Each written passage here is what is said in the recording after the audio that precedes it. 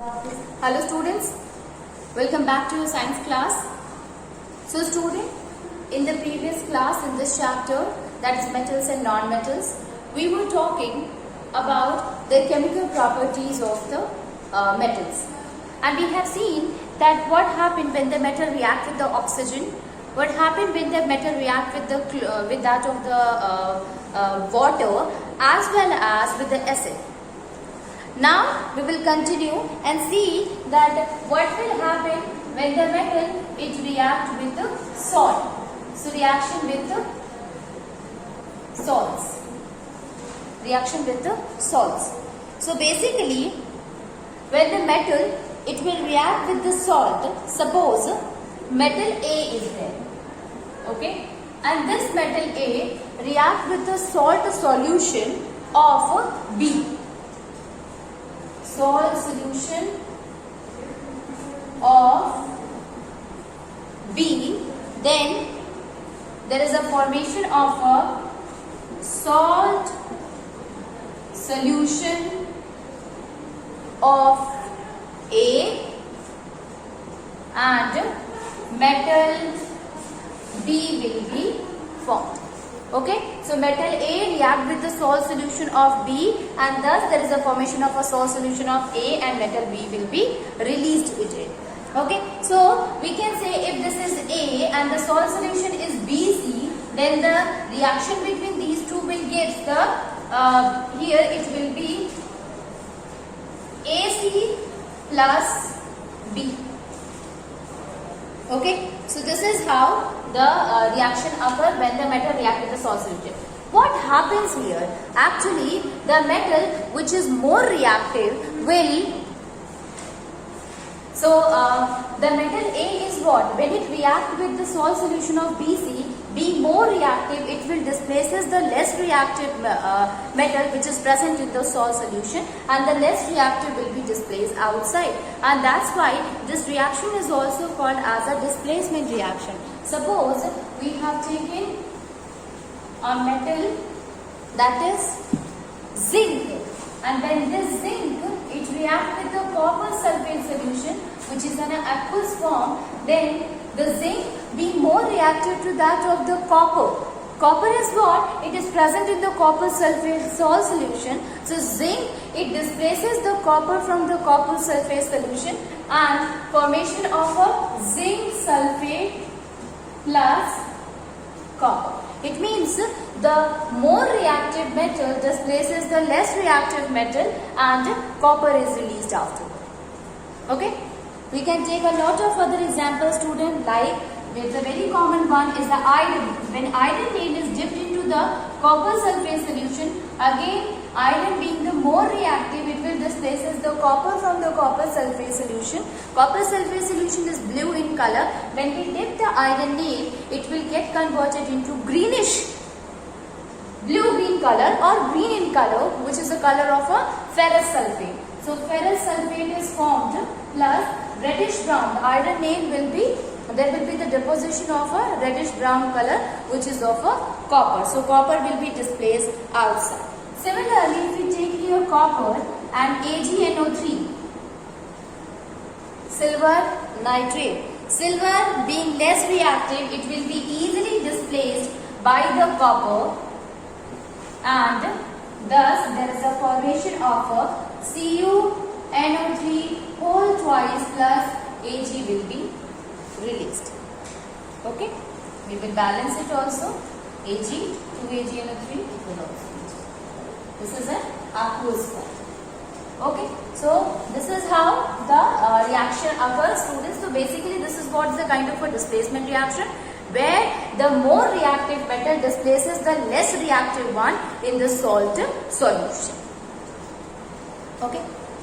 Now the next one is the reaction with the chlorine. So let us see what happens when the metal react with the chlorine. So generally metal react with the chlorine to form the metal chloride. So metal plus chlorine, this will gives metal chloride, that is Na react with Cl2, then there is a formation of a 2NaCl, which is in the aqueous form. This chlorine is also a gas, and this is sodium is what is a solid. Okay, similarly, if the calcium react with the chlorine, then there is a formation of a calcium chloride. Okay, so this is also a solid and this one is a gas. So when the metal reacts with the chlorine, then there is a formation of a metal chloride. Reaction with the hydrogen. So when metal react with the hydrogen, then there is a formation of a metal hydride. Reaction with hydrogen here. So here metal hydride is formed.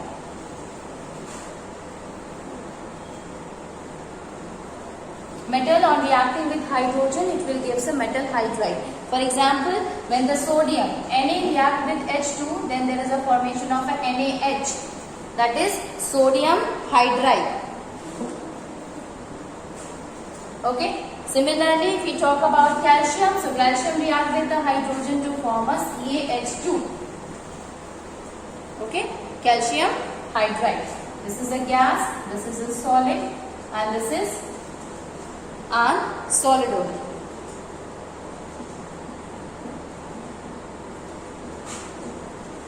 Okay.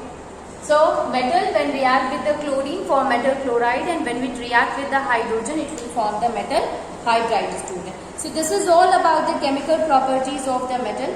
Now let us compare the chemical properties of the non-metal. So if we talk about the chemical properties of the non-metals, so let us start with the first one, and that is reaction of the non-metal with the oxygen.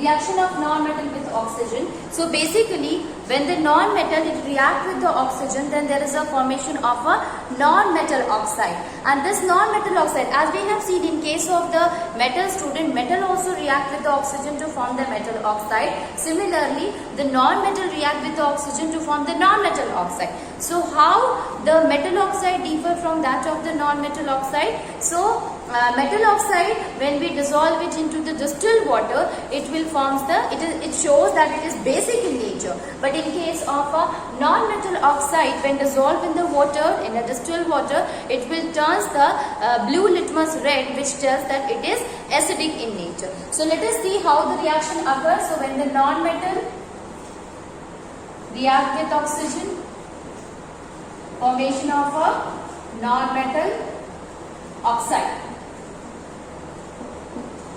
Non-metal oxide, and here the carbon it react with oxygen to form CO2, which is a gas. Here also it is a gas, and this is also a solid. Sulfur reacting with gas, it will form sulfur dioxide. Nitrogen reacting with oxygen to form nitrogen dioxide. Hydrogen also. So hydrogen H2 plus O2, this will give water H2O, which is in the form of a liquid. It's a gas. This one is also a gas. So basically, when the non-metal, carbon, sulfur, hydrogen, nitrogen, these all are what? These all are the non-metal. When the non-metal react with the oxygen, then there is a formation of a non-metal oxide. Non-metal oxide is formed because of this. Now, if we look into the nature of the non-metal oxides, so they are generally acidic in nature. How?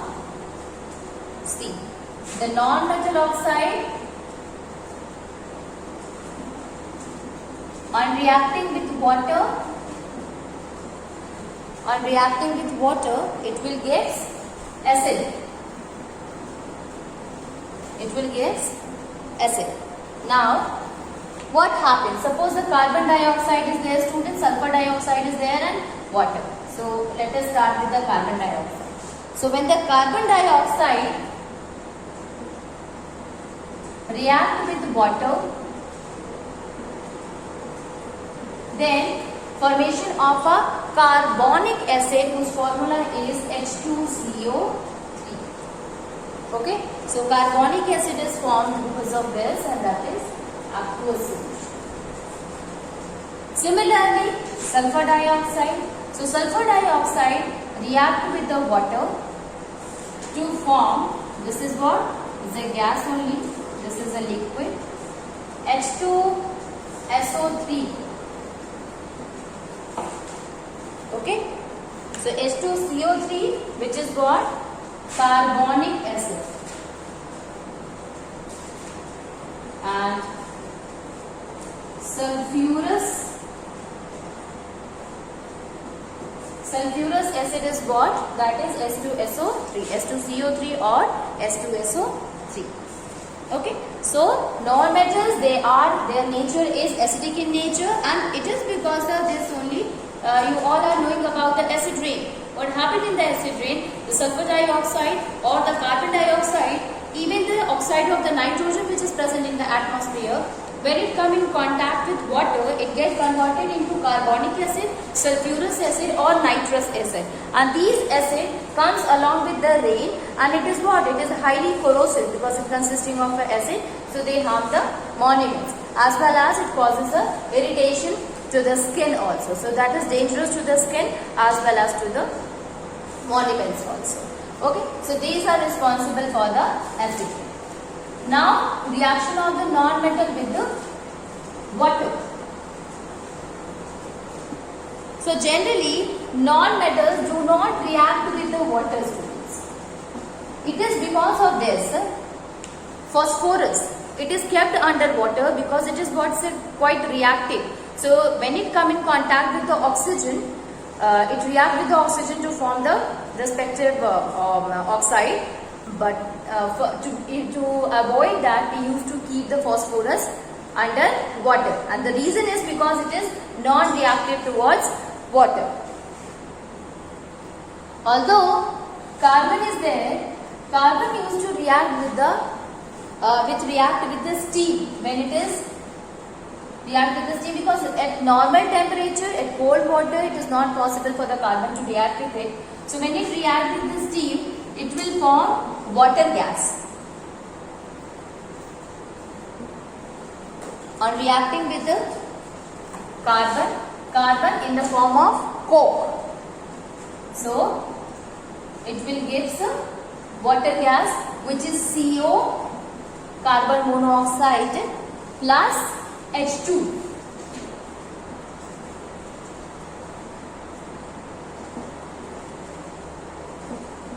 Water gas. Okay, coke plus steam, that is water gas. Reaction of non-metals with water. So reaction of non-metal with acids. So generally, non-metals, they do not react with the dilute acid. It means they are not able to displace the hydrogen in order to release the hydrogen gas. So metals can react with the acid to release hydrogen gas, but non-metals, they are not able to displace hydrogen. Now the reaction of the non-metal with salt solution.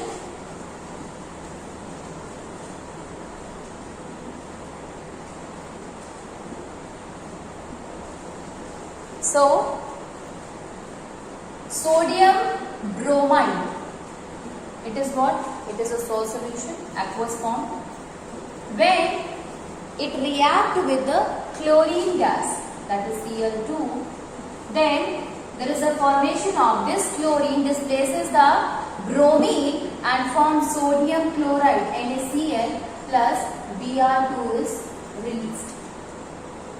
Okay, so sodium chloride, which is an aqueous form, and Br2 is there, bromine, which is a liquid. Okay, so here bromine we will call it as in the aqueous form again. So as you can see here,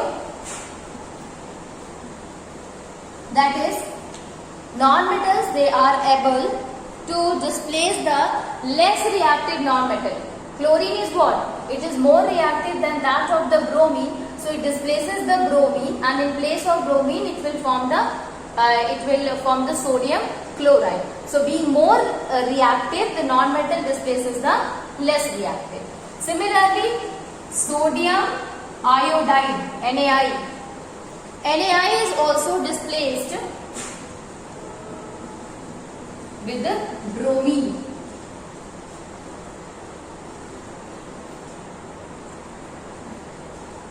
With the chlorine and formation of a sodium chloride again, and I2 is released.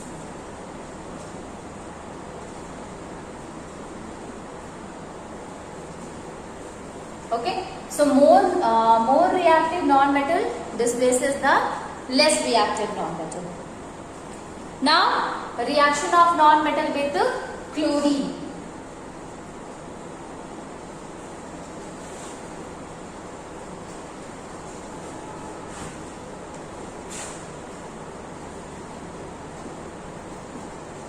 Reaction of non-metal with chlorine. So,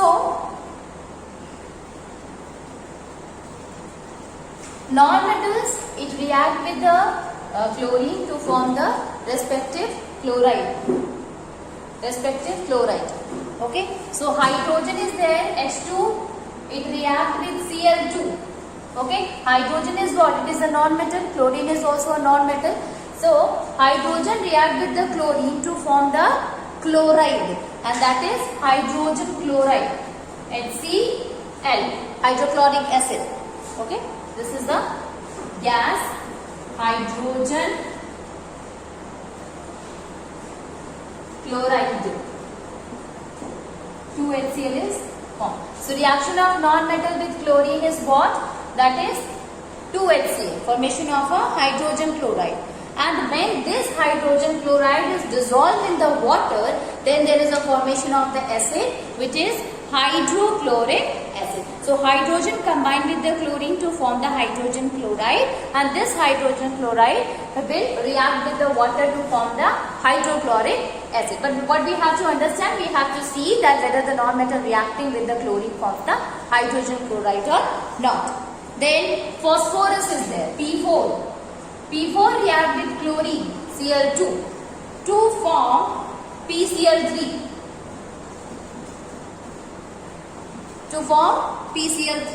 Okay, so 6 Cl2 is formed here and 4 PCl3. Okay, so phosphorus reacting with the chlorine to form the phosphorus trichloride.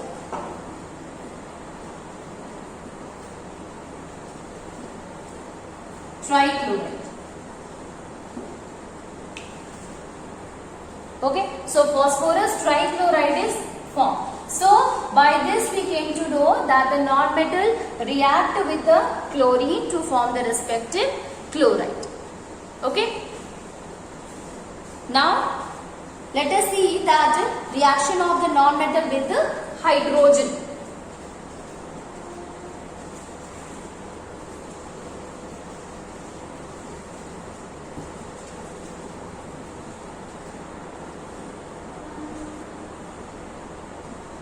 Reaction of non-metal with the hydrogen. So, sulfur react with H2 to form H2S, hydrogen sulfide. H2S is formed. Okay, so sulfur is there, which is a liquid, hydrogen is a gas. So, this sulfur react with hydrogen to form hydrogen sulfide.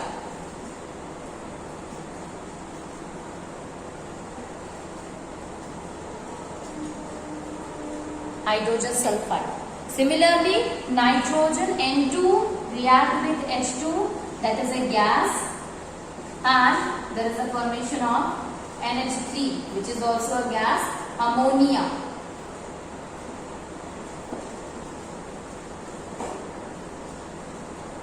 Okay, ammonia. So, non-metal, it react with hydrogen also to form the hydride. Okay, so this is about the reaction involves, the chemical reaction involved in case of the non-metal. So we have understood the metal, students. We have also understood that how non-metals react with the hydrogen or with the other elements to form the respective product. Okay. Now let us start to understand that how the metal and the non-metal is formed and what kind of a bonding is formed between them. Basically, the kind of a bond the formed between them is what? It's an electrovalent. Although there is another bonding which we call as the covalent is also there, but generally an ionic bond is formed between them. So let us start to understand the ionic bond or the electrovalent bond.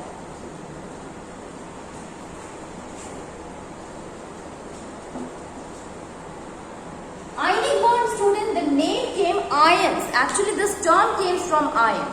Ionic means ions. So when the metal get converted into cation and the non-metal get converted into anion, both of them they combine together to form the compound, which is an ionic compound, and the bonding between that of the metal and the non-metal is the ionic bond. Let us see with the help of an example. Suppose a metal is there, student, and metal is what? That is sodium. So this sodium.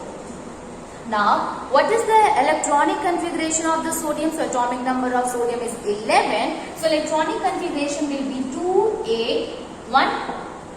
It means if we have to draw the electronic dot structure. So electronic dot structure is what, student? Sodium is there, dot structure, we have to simply write the valence electron as a dot. As a valence electron, we will going to write it dot. So how many valence electron are there? That is 1. So this is the dot structure of electron dot structure of the sodium. If the question is for the chlorine, so we will make it according to that. Suppose if it is a chlorine, so chlorine atomic number is 17. So electronic configuration will be 2, 8, 7. So its electron dot structure will be 1, 2, 3, 4, 5, 6 and 7. Okay, this will be the electron dot structure.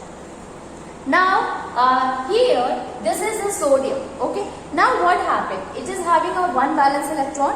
So what it will try to do, you know that every element want to attain the stability, so it will try to remove this electron, this valence electron from its shell, and when this electron will be removed, it will become Na positive, right? It will become Na positive. Chlorine wants to gain 1 electron in order to complete its octet. So this one wants to lose the electron and this one wants to gain the electron. Thus, we can say that if suppose Na is there and chlorine 1, 2, 3, 4, 5, 6 and 7 is there. So if this electron, if the complete transfer of this electron occur from the sodium to that of the chlorine, so this will be also become stable and this will also become stable. Both of them will gain the stability. Here, now it will become, after transfer of the electron, it will become 2, 8 and this will become 2, 8, 8. Both of them gain the, both of them are benefited. Although we know that there is only 1 electron is transferred. This is what, there is no sharing. One electron is given by the sodium and electron is accepted by the chlorine. So only the transfer of the electron is going on. Right? So sodium has given the electron to the chlorine and now because of that sodium become positively charged and chlorine become negatively charged. So that's why the formation of the NaCl is actually like this, Na positive and Cl negative, where one loses the electron and other gains the electron. So one is a cation, other is an anion. One is a metal, other is a non-metal. So they combine together through a bond and the bond is formed with the help of the ions produced between them. That's why it is called as an ionic bond. Okay, and since the ion is formed because of the valence electron present in it, that's why it is also called as electrovalent bond. This is supposed to be the strongest bond because it is formed between the opposite charges. So there is a lot of force of attraction between them. Ultimately, we have to supply more amount of energy in order to break it. And it is because of that ionic bond height, melting point is really high.